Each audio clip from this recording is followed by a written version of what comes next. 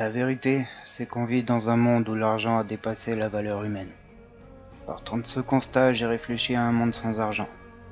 Car oui, c'est le système dans son intégralité qu'il faut revoir.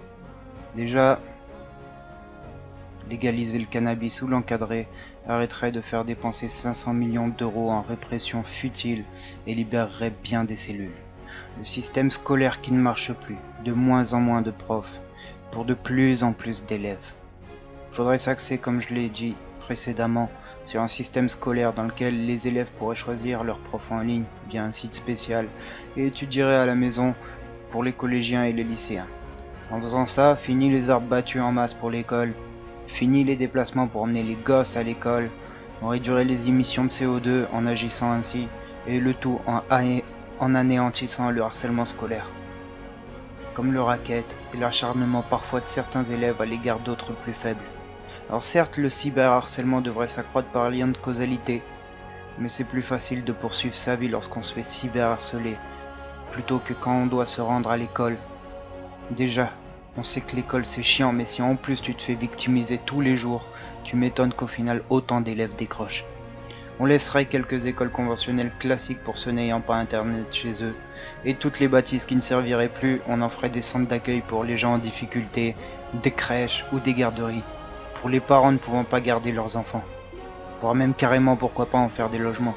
Sur internet, on a des outils pour vérifier l'assiduité d'un élève, savoir s'il est présent en cours ou pas, ceux qui galèrent à écrire ou à prendre note des cours, pourraient enregistrer ses cours et réviser plus facilement. Il faudrait juste conserver les écoles classiques pour les enfants en primaire et évoluer sur un nouveau système dans ce genre. Ce ne sont là que deux idées à l'apparence banale, mais je n'ai qu'un cerveau. En revanche, je suis persuadé que si toute la France cogitait en ce sens, nous pourrions créer un nouveau mode de vie, car on va pas se leurrer, mais le système dans lequel on vit ne marche plus. Ça marchait peut-être depuis les Romains, mais laissez-moi vous rappeler que pour vivre ici sur cette terre, la seule véritable manière d'y parvenir, que ce soit pour les animaux, les végétaux ou même les hommes, ça n'a toujours été que d'évoluer. Il nous reste 50 ans environ avant d'assister à une extinction de masse progressive. Simplement, car les seuls pouvant survivre seront ceux qui auront de l'argent. Et dans un pays où, au sein de la devise, il y est écrit « égalité », force nous est de constater que les inégalités sont présentes plus que jamais. Alors ensemble évoluons, prouvons aux yeux du monde que c'est dans ses pires retranchements que l'homme est le plus capable et le plus à même de changer les choses. On a fait trop de chemin jusqu'à présent pour crever de manière aussi conne et stupide. Ne sommes-nous pas censés être l'espèce la plus intelligente au monde? Alors collons à cette image et tentons de restaurer l'ordre et la vraie justice dans ce pays. Je vous parle pas de cette justice qui exempte de sanctions ceux qui ont le bras long. Je vous parle d'une vraie justice encensée, morale et logique. Trop longtemps, nous, le peuple français, avons été trop permissifs envers ces escrocs qui ne jurent que par l'argent. Ces escrocs-là ne seront jamais satisfaits. Même si l'essence disparaissait demain, ils trouveraient une autre façon de nous enculer. Voilà pourquoi je dis que ce n'est pas juste un pan du système, mais le système en entier qu'il nous faut changer. Si on laisse tout comme ça, avec les lobbies et les grosses industries, des gens seront morts en vain, véritablement. Il n'y aura aucun changement possible. Cet acte 4, espérons que ce sera le dernier et qu'on soit entendu. Sinon tous les samedis qui s'en viendront,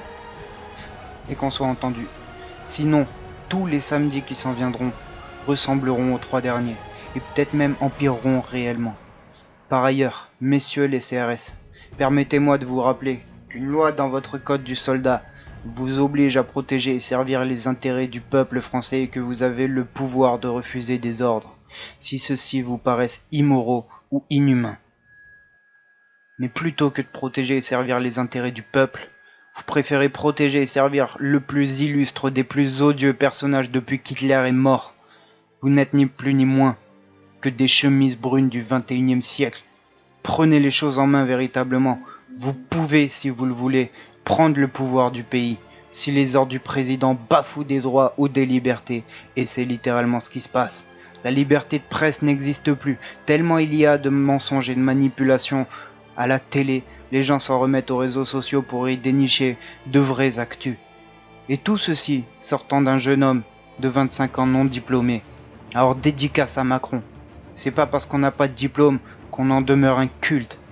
Et c'est pas un banlieusard qui te parle comme ça, mais un campagnard. Donne-moi le pays, et en 3 jours je réforme tellement de trucs que les effets bénéfiques s'en feraient ressentir en l'espace de quelques semaines. Je veux que le peuple lise et entende ce message, donc faites tourner l'info si vous le pouvez. En attendant, je veux voir les CRS abandonner leur poste, je veux qu'ils s'allient à nous, et une fois cela fait, Macron sera seul, avec ses acolytes, à l'Elysée, sans plus aucune défense, tout comme Hitler dans son bunker. Ainsi donc, vous avez le devoir d'agir par patriotisme et par sens du devoir. Occupez-vous personnellement de Macron, car je vous le dis, si pour le chercher, il faut qu'on vous passe dessus, on le fera.